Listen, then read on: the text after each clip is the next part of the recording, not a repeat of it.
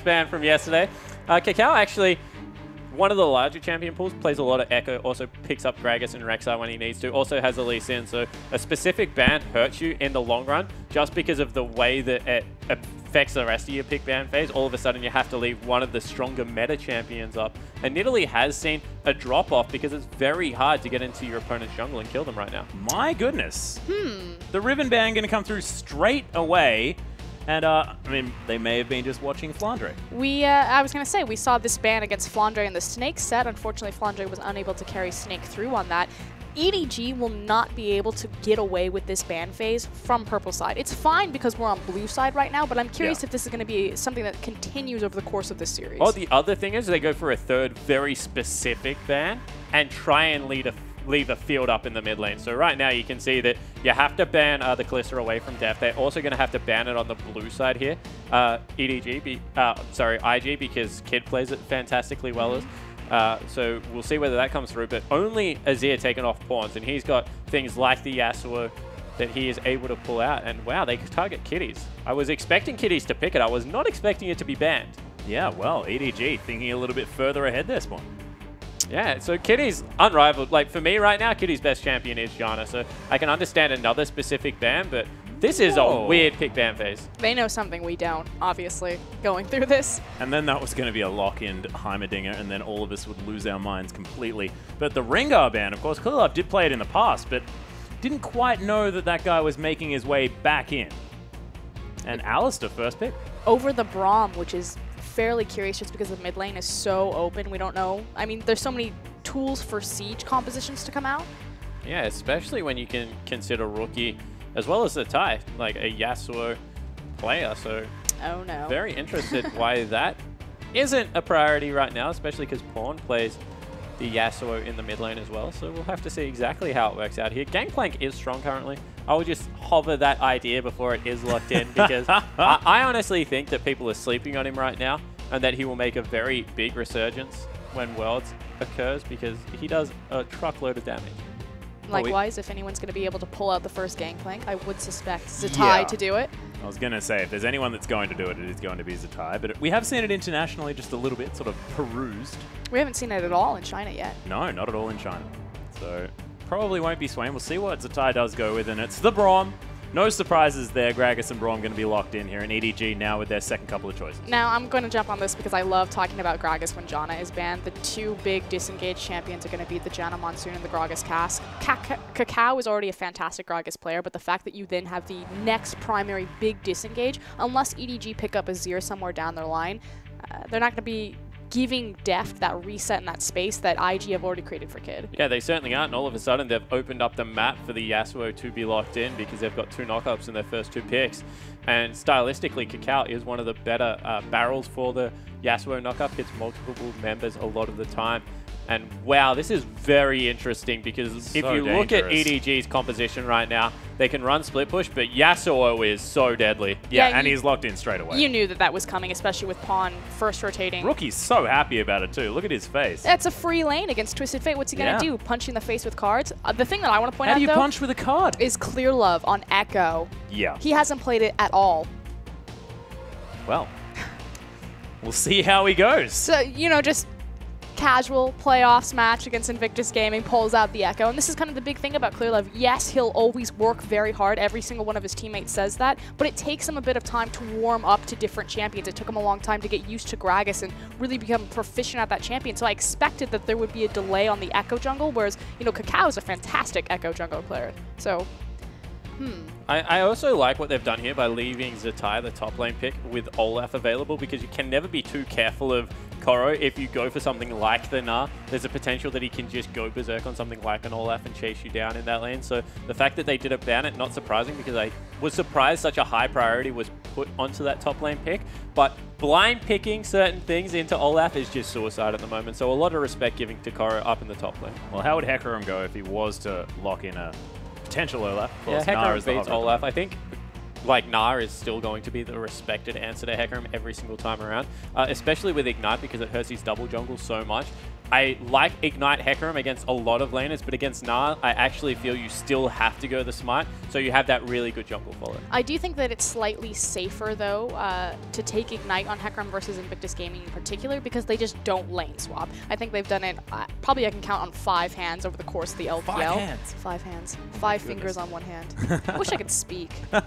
Hey, you said you wanted to be the articulate one today, so I just also carry over that belief. I just jumped into the desk to be the pretty one. Oh, nice. I got it. Certainly fulfilled that role when you look at me and Atlas, but wasn't a difficult competition though, come on. The thing that I want to point out is that even though they have such a good lane swap on EDG's lineup, it is obviously going to be risky to throw someone into a Braum Corki lane because they do a lot of mixed damage and it's very hard to itemize against them 2v1, and the harass is just too much. So they might see standard lanes coming out of EDG as well. Well, likewise, Corki Braum in a lane swap is actually fantastic because Corki can 2v1 fairly efficiently. Likewise, he's very safe in a lane by himself if he does 1v1 across from the top laner. But more importantly, unlocking Braum. But Kitties, I feel like he never moves from lane. Well, it's true. We are going to go through the lineup. So you saw the top lane. Clearlove is going to be taking on KaKAO in the jungle as Ekko takes on Gragas. First time we've seen Clearlove's Ekko. We'll see how he does as Pawn is going to be taking the Twisted Fate into the Yasuo, and I'm scared. We actually of this saw matchup. this out of Rookie. Rookie did a very good job of shutting down a Yasuo by just leaving the lane often and getting AP early to wave clear. So I want to see whether Pawn does something similar. Well, we'll see whether he can. We saw the AD carry matchup of the Vayne into the Corki there. We'll see how Deft goes as Meiko is going to be picking up Alistar against Kitty's Braum. Of course, 2 very versatile supports, but pretty all-in if they want to go.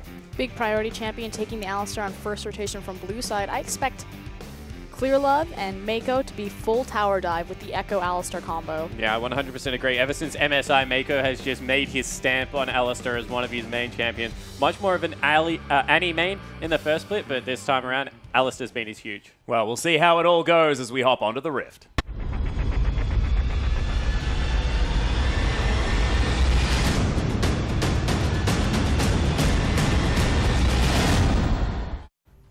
And here we are, ladies and gentlemen, onto the Rift for EDG versus IG. Game 1 of this best-of-5 third-place series.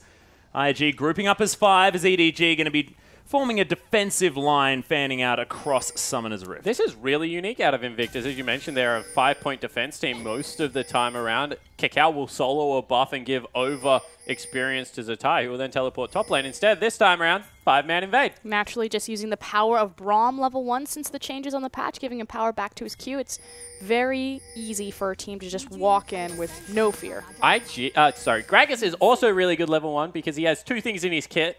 He has the body slam, which you can skill up if you think you're going to team fight, but he also has the sight that comes off his barrel if you do have to blind check anything. So they're a very safe composition, also with phosphorus bomb, so not much going to be given away by Invictus. Should be noted that with EDG getting vision of all 5 of Invictus Gaming's members, punching forward because they had the 5-point defense system, they then just on the outside stepped forward and placed their own deep vision behind IG. So they should get good vision about where KaKAO is going to start.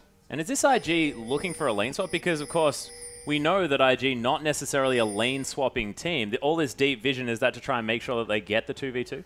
I would suspect that it means KaKAO wants to invade onto Clearlove. Now, Ekko is fairly fragile in the jungle to begin with, especially across from someone like Gragas. He also starts his W first in most situations that he solos a camp. He's not going to do this time. He's going to get a leash.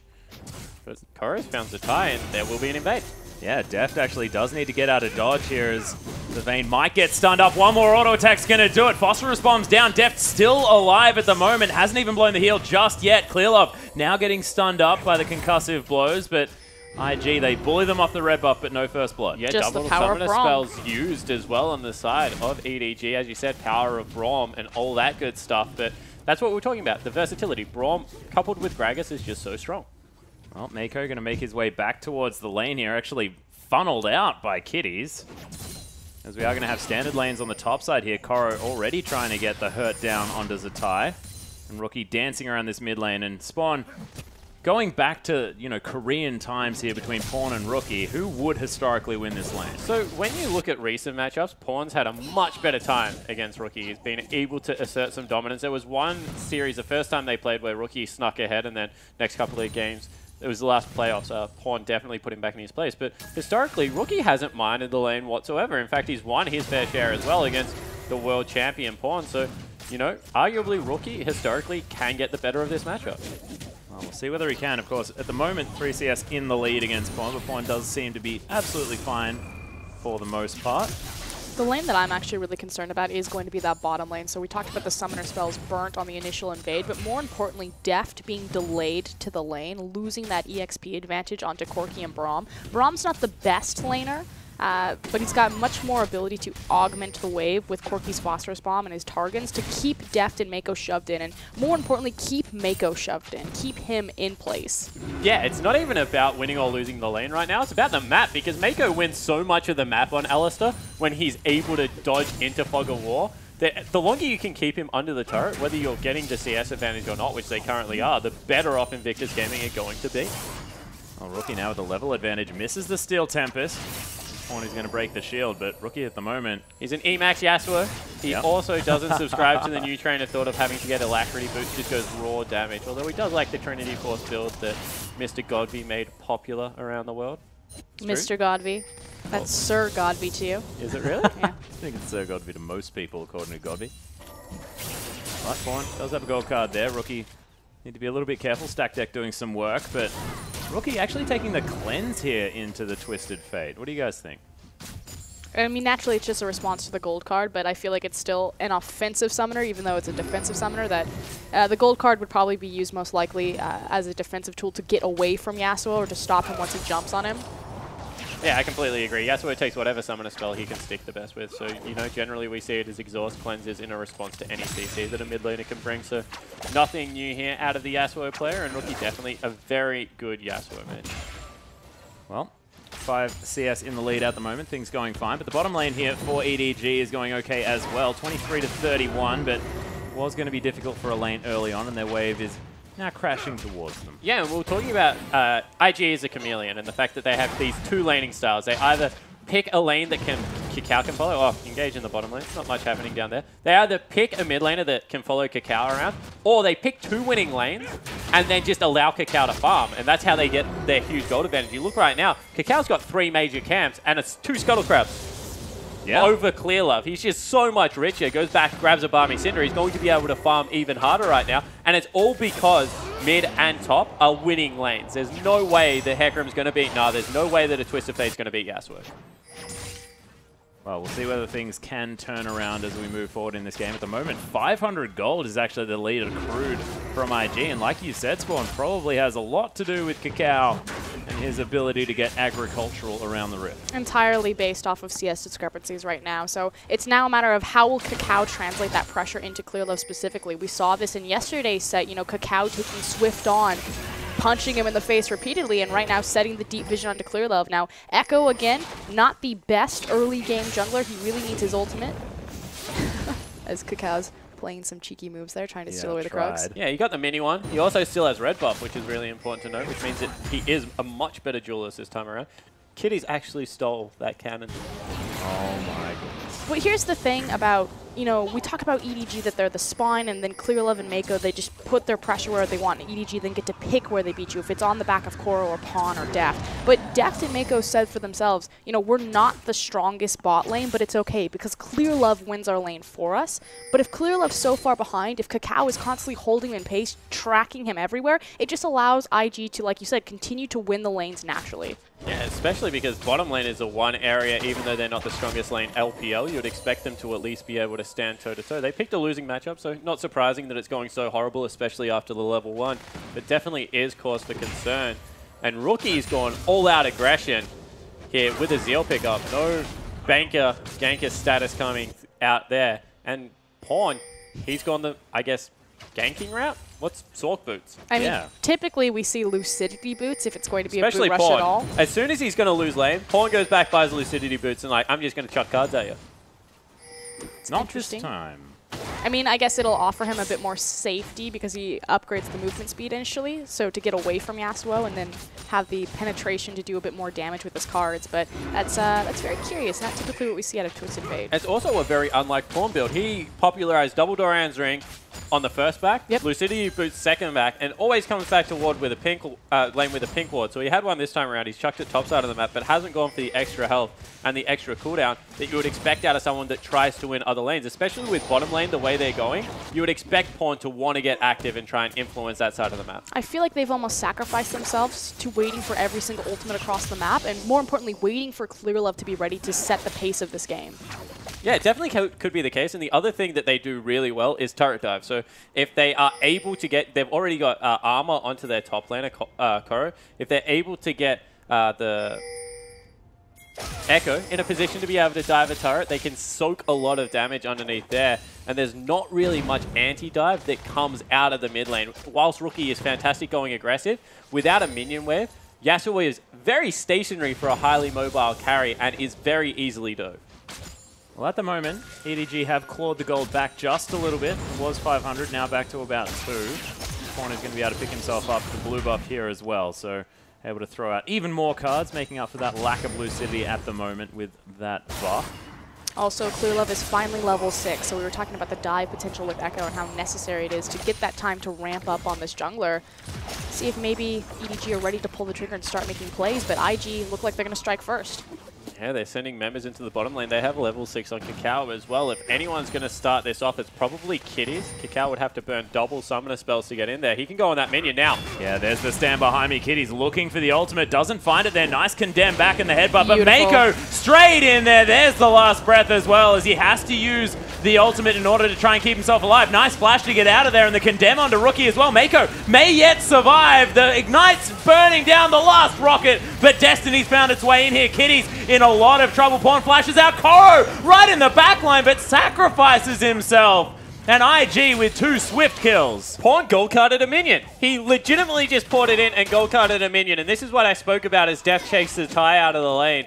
That if anyone is going to be rattled going into this game, it will be the mid laner, because Pawn looked all out of sorts. Well, Clearlove looking to chase down Rookie. KaKAO's there as well. Fair bit of damage down, but parallel convergence not going to be followed up on an EDG. Slink away. You know, we talked about the resilience of EDG. Would the loss yesterday impact their nerves going into this set? And normally, you know, in discussion before this, we're like, okay, EDG, they're the proactive team. IG, the chameleons, they're so reactive. They change everything up. This is IG setting the pace of the game. KaKAO invading Clearlove, tracking him, getting the initial gank, not on the top side of the map, but on the bottom side in tandem with Rookie. Yeah, and it's just one out bottom lane. Now with the return gank down there, the continued pressure, they recognize that Rookie and Zzitai should be able to win their lane solo. So they're just shoring up the one weakness that EDG would look to exploit. And it means that the rest of the map now, KaKAO, Pawn, they feel so pressured to make plays. And it's already against the static tip Yasuo. This game has not started well. And KaKAO actually going for that Frozen Heart first up, almost has that Warden's Mail completed, but no health to speak of. You saw him melting in the last team fight. Of course, EDG don't need to build a whole lot of magic resist, but Kid will still be doing a fair bit of it. Pawn now just doing his very best to clear out this minion wave. Really concerned for EDG right now. They lost a lot of cooldowns and actually not picking up any sort of return kill there. Dragon is technically in full control of IG, but they don't need to pull the trigger on it just yet. They can continue to just sit back and passively win their lanes through farm. We do have a farm advantage to pretty much every single member. Wow. I mean, you can see just the levels. Yeah. And the double components of Trinity Force right now are doing Kid a world of good. He's playing nice and aggressively up in this lane. Kitties is a monster. Deft is taking auto after auto. You saw that Sheen proc there as well under Deft doing so much work, and they can freely shove this wave in. And yes, Kid is the weakest member of Invictus Gaming if you're going to point at someone, but his Corki is such a comfort pick. Trinity Force users, man. I have no idea why he didn't stick to it. As Meiko taking some damage, he's going in. Yeah, Clearlove looking for something here as well. Valkyrie, the mini equalizer is going to be used. No one going to be walking across that one this time around. Did you just call it an equalizer? Yeah, that's mini what it is. equalizer. I love you. Yeah. I love you too. Oh, this is nice. I feel like we should hug. How's that third wheel, Spawn? It just became awkward then for us. Why did you have to ruin a good moment? But IG still with a little bit of a lead. Black Cleaver completed by Zzitai as well. We talk about unorthodox builds. Pretty standard one, but look, it's aggressive. That was rude. And that's what he likes to do. That was the greatest segue of all time. It's really standard, especially against Hecarim, who loves to split push, to actually go 2 offensive items. I like I'm the expecting Frozen Mallet a Frozen Mallet to come out next. out of Zzitai, and he's going to be able to shred through all of that early armor, make sure that he's a continued split pushing force, and this Trinity Force Hecarim that will come through eventually won't really be able to get much done. He's like the annoyance of a Teemo with the team fighting capability of a Maokai. Gnar is just a very unique champion. He's just as cute, too. Oh, nice wind wall there from Rookie. Stops the gold card as Clearlove just says, okay, well, I'm going home. I'll agree with you. He is adorable. He's like a little squirrel. People say We that don't about have them Teemo over as here. well. If you What's did. a squirrel? Yeah. If you guys did have possum? squirrels, You mean a they'd have possum? like rocket launchers on their backs. Do you mean a possum? How many of our animals have rocket launchers on their backs, Ross? Have Well, you seen there's the the dolphins? drop bears, there's the dolphins. Oh my goodness. Well, Kitty's going aggressive onto Deft here on the bottom lane. Nice use of the pulverize from Meiko to stop the damage. He may stop Deft from dying, but he does need to use the ultimate. KaKAO going to chase Clearlove into the bottom lane as well, but Rookie's IG also here. pressured them all out of this lane. Yeah, they certainly have. And you know, the one area we said that could potentially get aggressive is the mid lane, because of the fact that Rookie is very easily diveable. Instead, Rookie just refuses to stay there. He's either shoving out waves, pressuring, or he's cheating towards this bottom side, and it's going to give him an early dragon. Well, EDG also kind of lost their window to make any sort of offensive play after that initial skirmish into the bottom side. So IG, they clean up those 2 kills. It now translates into dragon pressure, and they take the free objective. And the one thing you will say is arguably, and I'm going to say very arguably, there are more split push threats on the EDG lineup. Pawn can wave clear for days, and once the Vayne gets a static shift, attack speed item, it's probably going to be a Phantom Dancer after the Blade of the Roaring King. Deft will be unrivaled in the ability to be able to juke out 1v1 opponents, but that's not generally the style we see EDG play, so they might not go towards it. It's just an option that they can utilize to stall out this game further. You think this game needs to go for a pretty long time if they're going to crawl back in it. The other big thing, though, is that Pawn choosing to itemize the early Hourglass versus the Lich Bane. So for at least probably another 10 minutes, the split push pressure from Twisted Fate will be offline. Yeah, I actually don't think they're going to use him as split push at all. I would be really surprised if he even went second item Lich Bane, because he needs to just sit there and throw gold cards at the mid lane. They need to wait for the Trinity Force as well as double defensive items to come through from KaKAO. Deft needs to get 2.5, 3 items to be a threat on this Vayne, and then they can group up and team fight, because right now, the only way they stall it out is through the Twisted Fate. Completely agree. Well, Deft is going to continue farming here on the bottom side of the map, just trying his very best to get to the point that you were talking about, Spawn, grabbing his second item. Does have his first in the Blade of the Ruined King. Means if he dodges the Phosphorus Bomb, there is actually outplay potential here. Wow. That window was about outplay potential. unbelievable from Rookie.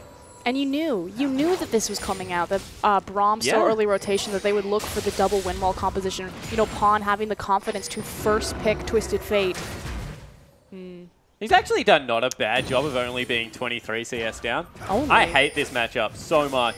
Oh, it's horrible. But Rookie's going to get first turret. If there's a king of taking turrets early, it is the dude in the mid lane, and that's a 3,000 gold lead. Just this adaptation and evolution of Invictus Gaming, though, we talked about it, you know, they just need to kind of figure out what style they're playing against teams, but the Rookie KaKAO bromance, you would assume that that's been here all split, but it's only really recently kind of shown its head in the Vici series of just going back to Rookie as the big pillar for Invictus Gaming's success, playing to that strong point, you know, taking down the mid tower first to unlock Rookie to roam around.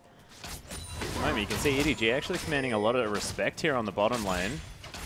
Kid and Kitty's actually going to go take the Gromp, just get out of that lane. Good positioning there from Deft and Meiko, but they're going to shove this one in. Pawn's favorite things to do as TF is die and then run bottom lane and ult straight away. You laugh, but his famous 0-0-0-8-0 game definitely went that direction, where he would just die and then just run bottom lane and pick up a kill for his AD carry. So I can see exactly why they backed away to Grob, because historically he would grab home guard boots and just be somewhere else. Well, Zzitai and Clearlove. Pawn makes his way in as well. Zzitai in a lot of trouble. Will have the Gnar. And Meiko's here as well, so he's so dead. KaKAO locks down the first kill for EDG. But finally, Meiko was unlocked, able to impact the map alongside Pawn. We talked about it, you know, the fact that IG got the push on, it wasn't just detrimental to Vayne being put far behind, but EDG in particular, because it locked down Meiko. Yeah, I completely agree with that. And we mentioned the importance of this guy in winning. He's a hard carry. He always has been for his team, and finally getting a lot of respect by other duo lanes trying to keep him under his turret. But first time he roams, picks up a kill. Oh, very well played. Tower's going to fall in the bottom lane, though. Nothing Deft can do about that. Rookie was making his way down, but EDG had some decent vision. Going to stop the roam from the Yasuo. Ooh, now they're setting up a brush camp. They do know that Meiko is there now, as he's just walked over a ward, so they will hopefully back away. Deft playing very far up, trying to bait out the bottom lane of IG. There's the last breath in the mid lane, though, but the parallel convergence, they're trying to answer this one as it comes down. Oh, dodges out of the way of the tornado from Pawn there as well, as KaKAO now tanking up a fair bit of damage from this Twisted Fate. Fadeaway barrel was pretty smooth. Meanwhile, in the bottom lane, Koro is going to take down the Braum, and Zzitai, he's going to find his way in, looking for death. The Hyper Proc was so close to killing him, but Koro's trying to take down Kid. There's still the Hyper Procs there, but the devastating charge is going to be enough. He's still taking the turret. Koro may yet fall down. The Gnar is going to finish him. KaKAO's going to find his way down here as well, as Meiko, only enough mana for the headbutt, and he's definitely going to die. So much CC, things flying around. I'm not even entirely sure who won. It was a 2-for-2, but I'm going to say EDG won that because all of a sudden they have a very clear win condition. 2 kills picked up in just that skirmish for Koro. He had the one top earlier, Rookie going on Pawn. Yeah, looking for it. Doesn't get the knock up there as Clearlove's making his way around. Oh, the flash over followed by Pawn. Doesn't get it because the wind wall's there, but Clearlove's going to lock it up. What a play out of EDG's jungler in mid lane. Finally, they're playing like they have a little bit of swagger back in them. And what a way to open up a map all of a sudden. Speaking of swagger, the styling that's going on between Rookie and Pawn right now, it's almost like Swift and KaKAO yesterday. You can tell. It's just like, come at me, mate. Yeah, exactly. And I like how you used mate. Mate. Wonderful. But KaKAO is going to finish off the Frozen Heart as his first major item after the Cinderhawk. 1-0 and 2 now for the Gragas. Well ahead in that farm as well still. So definitely doing great things. Clearlove just focusing on killing people for Pawn. Yeah, let's check it out. KaKAO is a full Frozen Heart ahead of his lane. That's massive. That is absolutely huge right now. Especially for the dragon spawning in 10 seconds. Yeah, that's what I was going to point out. But the problem is Koro is huge. Oh, what the? Yeah, here's the Destiny into the bottom lane. Kid's going to get condemned and destroyed. That was unorthodox, but worked very well. Pawn nearly didn't need to be there. That's why I was questioning it, because as soon as they shoved him out from underneath the turret, there was no way that that was going in their favor. So EDG, they're going to be able to steal a dragon against the Tide. Well, EDG always expect more friends than are actually arriving to the party. Definitely a good way to do it. You got to be confident when you're inviting people over, but EDG now trying to pressure IG away from this dragon. They do so successfully, 1 apiece at the moment, and EDG finally taking the kill advantage. And Don't look at me like that, guys. And it's totally fine just to disengage off of that. They already picked up the kill. They're technically still behind in terms of gold, so take the free kill, take the free objective. Don't try to push your luck with a 5v5 there, especially because Rookie and, more importantly, Zzitai and KaKAO are still so massive. Like, looking at Zzitai on Gnar and Yeah, they certainly are, but I'm more interested in your parties. How many people rejected invites that you now have to methodically and carefully send out invitations? I cannot believe how much time just went on. But there's a team fight. Pawn's going to use the Zhonya's Clearlove, actually able to get out of there. Pawn still alive somehow, able to get down another gold card. KaKAO right out of there. Rookie now on his own in front of 4 members. Zzitai going to get feared after Koro gets in there with his ultimate, secures the kill onto Rookie. The Gnar under 3 members. Clearlove just untouched by that one, but KaKAO is going to be able to take down Deft. Clearlove now in so much trouble. Zzitai does end up falling. This is such a scrappy fight, but it looks like IG will start to come out ahead. Kid now somehow makes his way in here. Wonders what the heck was going on. And Koro, dodging barrels, gets out of the way of that one. I believe there may be a body slam available. Nat Rocket's going to secure it, and Kid says, yeah, I was here the whole time, guys. Don't worry. all me. Oh, me. And in the end, they're able to win the trade 2 for 3. And a very hectic team fight, as you described. A little bit of miscommunication, because Clearlove actually altered out of that when the rest of his team was going in. So, well, you think back to yesterday, you know, against their set against LGD, that initial tower dive that I think everyone can agree on really started the downward spiral of EDG. Just half the team choosing to dive the backline, the other half of the team not wanting to dive, trying to disengage. So maybe a little bit of leftover miscommunication, some nerves. Definitely looks to be the case, and that puts even more pressure on the top lane. Koro has picked up 5 of the 7 kills right now. He is quite fed, but going up against Zzitai, who is 2-2-3, definitely no slouch in his own right. And Zzitai just going to be able to stalk the Hecarim around the map with the inherent power out of the kit as well as the itemization choice. Will be tanky enough and enough of a threat to really hold him down. Yeah, Rookie going to take away the little popcorn chickens there from that camp. Clearlove is going to be able to still get the big one, so that is the big deal. But Rookie just padding those stats. 218 now to 188 here at 23 minutes. Not bad. He's very close to perfect CS. Yeah, and what Rookie was doing just then is like when you know that a Yasuo is feeling on point. Needlessly dashing through creeps. Didn't need to do it. Could have picked it up just as easily, but showing his face every now and again, making sure people recognize the fact that he has definitely arrived. And he's not afraid of nothing, Spawn. That is the main thing. He is a strong, independent person. I'm going to take over from Atlas, and I'm going to pull a shock, so I'm going to look to Spawn. We see a lot of Trinity Force Yasuos. Can you break that one down for me? Yeah, so the idea behind Trinity Force is that I have no idea where you're going. There wasn't really a clear build path to help the split pushing coming out of Yasuo after the crit change was there, because of course you used to use Blade of the Roaring King and then get your IE get up to 100% that way. So Trinity Force gets you to that point, but also gives you a Sheen proc after your auto attack and the Rage Passage out of the phage, which means that you get 100%, you get all these added items. He's a very good farmer, which means you very rarely reach max item build. So you go slot efficiency as well, and one of the most expensive builds in the game has always been Trinity Force Infinity Edge. So it gives you this huge window of keeping growing. Now back to you, Atlas. Oh my goodness. She's better at you than this. You're fine, dude. Better at me than this. Yeah. And you're paid to talk, Spawn. If we're going to be doing this, it's just ridiculous. It's just word salad on the desk right now. It certainly is. But we do have a 40 CS lead here for Rookie. You mentioned the fact that Trinity Force is definitely doing good things, and it most certainly is. Clearlove is clearing out some vision, and EDG just trying to hold on to this game. And this is not where we see the vision from EDG normally when they're on Summoner's Rift. Normally it's so far forward at the moment, really defensive. Yeah, but one thing that EDG does do well is move their line of wards whenever they want to take an objective. So right now, all they want to do is farm, so it's nice and far back. As soon as they need to fight for something, you'll see the whole team just pick it up and move it forward. And they've still done a great job making sure that they're securing the Baron, you know, taking control of the Scuttle Crab when that window of opportunity was open, just to delay, stall out time for, like you said, KaKAO to complete the Trinity Force, which he now has, and more importantly, Deft now to look for that Phantom Dancer. Yeah, completely agree. And you see Pawn's build even further supplements this stall tactic. He's got some cooldown reduction in there, wants to make sure that he has max CDR and AP running around this Rift. Is going towards an eventual Lich Bane, but wouldn't be surprised if the Nomicon was finished up beforehand.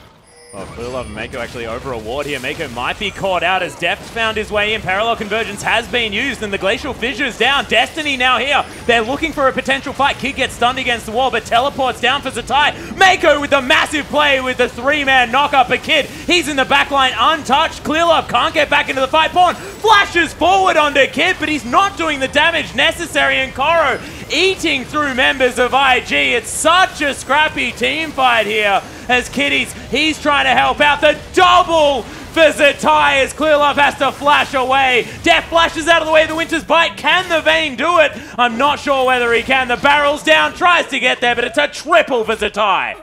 Deft couldn't have played that team fight any better. I have no idea how they lost the flash forward out of Pawn to secure the stun onto Kid. Made sure that he was deleted nice and early. But that man on your screen, absolutely monstrous right now. Zzitai able to get another huge Gnar ultimate and clean up the back end of the fight. I don't even know why they tried to engage it. And actually it was an impressive pulverize coming out of Meiko to initially start out that fight, but so many members of EDG were out of position. The only reason it was that close is because Deft, like you said, played the team fight perfectly. If he had made a single mistake there, EDG would have just gotten rocked, and we could have possibly looked at a Baron for Invictus. Yeah, we saw, like, the perfect situation, the perfect storm. Let's take another look at it. So if they engage onto Meiko, they don't want to overcommit onto either Meiko or Clearlove because they both have the big reset buttons in their ultimates. And this is the start of it. So Zzitai teleports in with no bar. But look at that. The Pulverize comes down and there's almost zero follow-up and damage. Deft has to go all the way around. Yeah, he plays the back half of the team fight perfectly, but he's not been doing any damage right now. Yeah, exactly right. But this is where it starts for him. He's able to dance back, take KaKAO out, swaps targets perfectly onto Kid, then kites out Kiddies, flashes aggressively forward to dodge out of the last proc, and then just tries to kite back. You know, at this stage, they win by pure brute force and itemization. But that team fight out of Deft shows why he is considered still, even after yesterday's performance, one of the best AD carries in the world. Yeah, most certainly was, and that flash was unbelievable. Didn't lose any distance, but dodged out of the way of the Winter's Bite. Fantastic stuff. IG, though, is going so aggressive. KaKAO does have the Frozen Heart and the Trinity Force. EDG securing their blue buff. Pawn is able to grab that, but IG, this is some aggressive play. Yeah, he's also going Morellonomicon's second item. So the reason I like this so much... Compensating for the Lucidity boots. Yeah, just able to get the CDR up there. Now with the blue buff, Max also has the ability to just continue to throw out cards. And it's going to be really hard to siege. As soon as you pick up a Yasuo, you give away some of that control, which is why we see it paired with a Corki so often. But Corki's range is still quite short. There's always the ability for Meiko to flash ball. Whoa, okay, 3-man Baron, just going to be secured there by IG. Not too bad. EDG were just so invested in the Morellonomicon, they completely missed that They were one. like, this is easy, there's only 2 people in the mid lane. I just like items more than I like maps, so, you know, not my fault. It's, to be fair, the book is purple. The Baron's purple. Ah, okay. And I know you're all about the color coordination. Yeah, the confusion of purpleness. Well, honestly, I just didn't want to look at that build. There's only one purple item. Where's the Abyssal Scepter? Where's the needlessly large rod that's not going to get upgraded ever? Like, I just get a bit worried here. As Zzitai, he's going to be able to start the push here on the top side of the map. IG, some fantastic map play. Net themselves the Baron. Yeah, now all of a a whole sudden, lot of control. Morellonomicon doesn't matter, because Baron creeps. Not going to die. Kill. Yep. Yeah. More importantly, you know, what this means for Invictus Gaming if they can start trying to break down more of EDG's map, open that up, because Rookie's just so potent and powerful right now that it's very dangerous for a lot of EDG's members, particularly Deft, as he's caught out. So, I mean, EDG, they're trying to stall, they're trying to create breathing room so they can catch KaKAO and Deft back up before they can look towards these 5v5s and these skirmishes, but if IG can connect with this Baron, they may run out of time. Well, Zeke's Harbinger has been completed here by Kiddies as well. Kid with 3 completed items, 4, 3, and 5 on the Corki. You mentioned the comfort pick. He's definitely making it look like that at the moment. I feel like he's just along for the ride majority of the time. Well, it's, you know, He's made like, it work this time. He's like Hatong of the AD carrier role. If he's doing his job, he does it really well, but he's not the big playmaker of his team, or at least he hasn't been this season. Pretty decent point, I'll give it to you, but this inner turret is going to get sieged down. IG with the brute force, able to get that one through. Meanwhile, Zzitai split pushing on the top side of the map. Got himself a cannon creep, pet one. He's just going to wait here for the rest of the minions to turn up, and IG pretty standard movements around the map in order to secure all the inner turrets. Trying to get a counter push from EDG in the mid lane, however. See if they leave Pawn there to try to push down mid-tier tower, but I think they need his wave clear. Yeah, if they leave him there, they lose their base right now, so we'll see whether EDG decide to fight. So they did use the parallel convergence. Half the health of the turret is down as those Sheen procs from Kit doing some work. And this siege minion's being protected for now as well, so continuous damage on this inhibitor turret. He's going to make his way back here. We've got a 5v5, but IG with the Baron swirling around them, they have all the control. Not to mention the fact that they have an 8,000 gold lead. It's incredibly dangerous for IG. Ooh, in goes Meiko. I was going to say EDG, excuse me, to fight here, because if they lose, they might lose the game. Yeah, well, KaKAO in through the backside as well. There's the ultimate, able to fear everyone. Pawn right in amongst the fight, uses the Zhonya's. Zzitai looking for the ultimate if he can find it, but Deft untouched. Able to dance around this team fight. He's completely healthy at the moment. Clearlove going to secure kick. Gets out of there with the chrono break. And IG, they can't do anything. Wildcard, no, it's going to be Windwalled. But Meiko through the backside is going to be able to get the work done. Last breath, Rookie with the hero play. But that was a little bit short-lived as Deft secures the kill. And EDG, they can always win a team fight. And what did Deft eat for breakfast? This guy is going completely insane. Able to dance back after that huge Gnar ultimate, reposition the entirety of the fight. And just time and time again, Deft is the shining light for his team. KaKAO started that off very nicely with a 5-man ultimate, but from then it was all about the Vayne player. Well, you also have to think, how different would this game be if Deft wasn't sitting on 7 assists? If even half of those were transported into kill gold, it's about where the gold is weighted on EDG. And yes, Deft is the big performer, but he needs to be the benefactor of more of these kills. Yeah, so you see the fight started up by Meiko there. Not until this moment when the Hecarim arrives and really hits the party with an impact, I think a lot of people would say. Pawn putting out all this consistent damage, able to dodge out initially from Zzitai. And from here, that's what I'm talking about. Deft, dancing shoes on. And Clearlove just riding the power of Ekko to the absolute max. Kid, That would have been 3 kills with wildcards just then, by the way. Rookie is such a hero this team fight, sacrificing himself for his team's sins. Yeah, I just was going to point out that Kid, he's got the QSS now, would have loved it in the last team fight, but just needs to position on the opposite side of a team fight from Rookie because they can't afford to give up both of their huge damage threats at the same time in the fight. You know Zzitai is going to fly in towards the backline of the other team, so just split, stand on opposite sides. No reason to stack the way they did at the start of that fight. But some big items have now been purchased. The Lich Bane there for Pawn, as well as the Last Whisper on Deft at the moment. Spirit Visage completed for KaKAO. Could potentially have a fight, but on the other side, the Infinity Edge now done for Rookie. QSS, like you said, in the hands of Kid. Both of these teams raring for a battle. And this Dragon looks like it's going to be that point of contention. The Destiny's now down. EDG looking for a point, looking to try and get their way in. Clearlove wants the steal. We'll see whether he gets there. Not going to happen. Third Dragon goes down for IG, but EDG, we'll see whether they get out of here. The 2-man Gnar ult from Zzitai. Pawn off to the side, able to get some nice damage. Not going to be going in on the last breath is Rookie as he's trying to fight this one out. KaKAO may be able to take him down, but no, Rookie's going to secure it actually with KaKAO on the backside. But EDG fighting their own battle on the back of the pit. Oh, finally, Deft is going to fall. Rookie very, very low. Meiko now the last man, and IG win that one 2 for 5. Yeah, able to get the team fight they're looking for. I can see you shaking your head. Just a little bit too much brute strength. Just really split target focus coming out of VGG. Deft was very indecisive about where he wanted to commit to, decided to follow Clearlove into the back of the pit. So just, again, they look like they're not on as crisp as communication as we normally expect from an EDG. Well, we expect them to be completely on the same page. That's what their MO has been, sort of this whole split. But it's been the last 2 series that we've finally seen cracks forming in this side. See whether they can get it back. Yeah, good news is that Baron was up in a minute, so they didn't want to overcommit for turret. So even though EDG lost the team fight and the Dragon, not really much went over from that stage. Right now, IG are at critical mass. I think everyone can agree with that, with Zzitai now picking up a Thornmail. So anything from here is like better for the team that we... But it's not a game changer. Yeah, so, but yeah, EDG, I agree. They're just lacking something right now, that punch that we're used to seeing out of a 5-man unit. It just normally looks so coordinated, especially, you know, Pawn walking all the way up and around the blue buff to get that flank right there and distract a lot of Invictus Gaming's cooldowns kind of in one direction to create space and time for Deft to go off on this Vayne. Just, again, slight misstep in his target priority. Now we could have a fight here though as they're battling over the blue buff. KaKAO is going to be able to secure it, but Kitties, he's starting to fall down low. The Destiny to the back of the fight going to be blocked by the barrel. Windwall's there as well. Meiko going down very low, and IG, now they're trying to turn it on. There's the massive ultimate onto only Deft. Pawn has to flash out of the way. Rookie's going to chase him down through the minion wave. Pawn has to watch the onslaught that is IG. Storm over the top and they'll break the base. In a choke point that small, the wind wall is massive. It denied so much damage away from EDG. It acts like a damage denying a 0 wall. Yeah, and just to mention the fact that IG got 2 unbreakables in that team fight as well.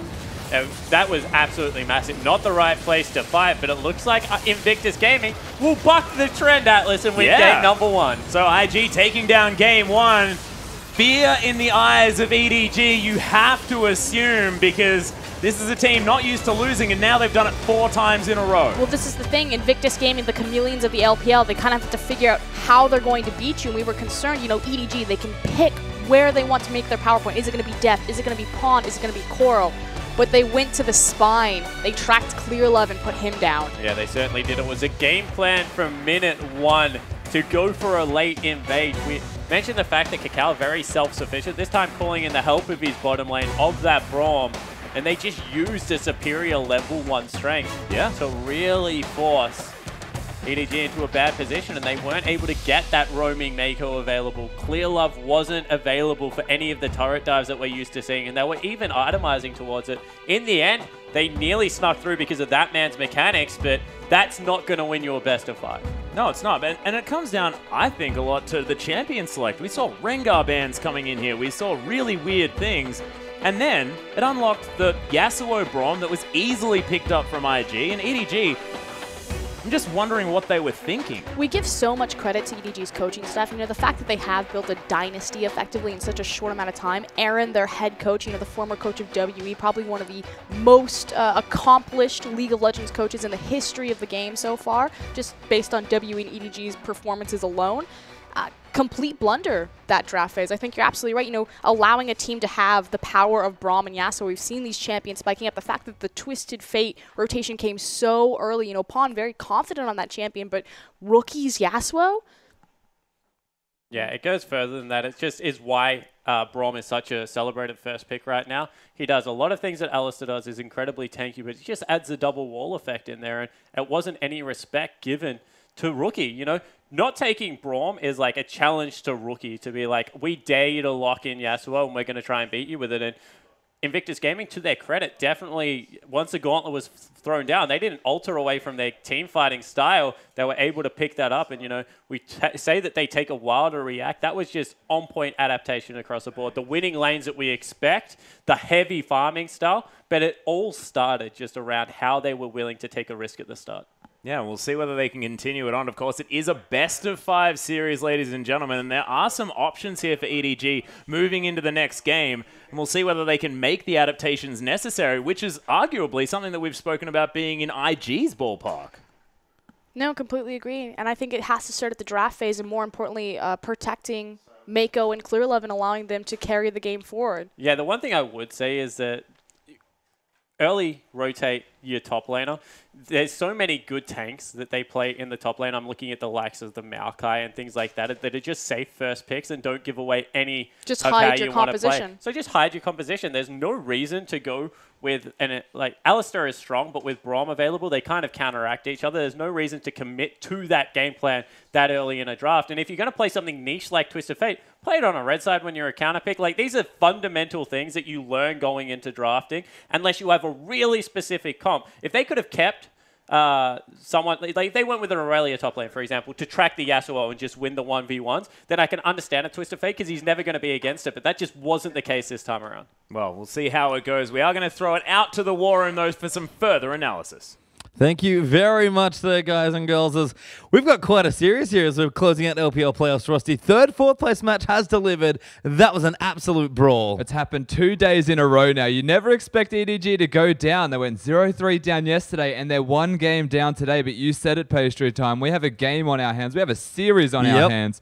This is getting pretty legit. And IG finally win game number 1. It's been so long, it feels like, but they're able to get it done.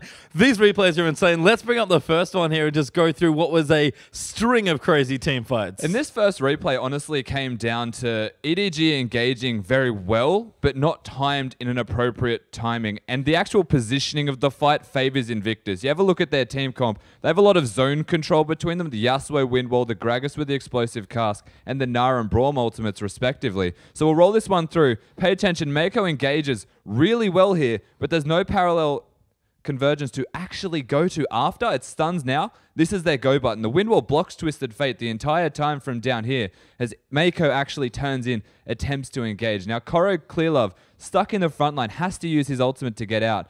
And as tanky as KaKAO is, as much damage as KaKAO deals, and as perfect as Deft plays this fight, they've just got so much here in Invictus. The Gnar ultimate connects, they keep them down. Kid may go down for his troubles here, but the numbers advantage well and truly in favor of Invictus Gaming, and Zzitai just goes off in this fight. Deft, he really tried so hard. He did. That flash there at the end was awesome, and he almost mopped up a triple or a quadra for himself, but tricky stuff there. Those fights were, like we kind of saw from this game, always going to be close. Yeah, and again, the engage was great from Meiko. The flash pulverized onto 3 people. KaKAO got the flank, and his ult connected with all 5. But they didn't have anything to follow that crowd control up. The Twisted Fate didn't exist for the first 5 seconds from just a wind wall, and you don't fight Invictus Gaming in a jungle area. No, certainly not. Here's we do have another replay now to queue up, and again, team fights are very back and forth. This time, EDG on the brink of death are able to show why they're still one of the world's best team fighting teams. And again, just as we said, don't fight them in a jungle. EDG pick a fight looking to defend their own turret. We'll roll this one out. The turret does go down eventually here, but it gives them the opportunity to go in. Braum and Yasuo don't have their ultimates. KaKAO has the flank. They turn immediately. Pawn just goes straight into the backline, forces all the attention on him. Zonya's Gnar, Yasuo, and Corki damage, and the rest of EDG, now they're on cleanup duty. Rookie is the hero here because they would not have done anything in this fight at all if he didn't turn around, windwall that, make a pick onto one, potentially onto more members. But all of this is EDG engaging well, and engaging in an area where they can actually fight, not in the jungle. Yeah, and using those two as well, because we saw from a lot of the fights and I guess in the eventual end of the game, the sheer amount of crowd control, like you mentioned, just all the tanks was too much for EDG. Yeah, it was very skirmish heavy this game. So all of the crowd control played heavily into every team fight. It came down very much so to that execution, using that crowd control effectively and timed well, which was the biggest concern. In that last fight, we saw EDG actually win a fight. It was time to perfection. Yep, we have a last replay here, of course. Still winning back and forth fights. I don't even think this was the last one, but let's get straight into it, Rusty. Yeah, so this fight, you just have to pay attention to Yasuo the entire time. Rookie goes absolutely insane in this fight. Pawn comes in with the flank with KaKAO again, and this is EDG looking a potentially really good fight. But Rookie takes down the big member of EDG, KaKAO, pretty much immediately, places down his wind wall for control. Deft hits some ridiculous condemn here onto Rookie. It somehow gets him out of the pit, but he comes back. He picks up the kills onto all of these members because Rookie is really far ahead. Again, Zzitai is so tanky, he's never going to go down. But the fact that Rookie can take out KaKAO, the actual tank, and all of the kills onto that member, the Hecarim, it's impressive to say the least. And the gold deficit was just there. The comp was awesome as well from IHG. EDG, you look to the next game, probably just don't fall so far behind. Yeah, definitely. I mean, we saw them at potentially winning these team fights, but the big difference was KaKAO goes off when he's allowed to farm. So what do they actually change is pick winning lanes perhaps, or just pick one of the lanes to be winning. You can scale the other perfectly fine. But if you're losing in every respective lane besides bottom, KaKAO gets free reign of the jungle. Certainly does, but there's plenty of time to adjust. Let's go back to the casting desk as we get into game number 2. Thank you very much, Pastry Time, and I agree. You should probably just get further ahead. And what do you guys think? What do they change? What do they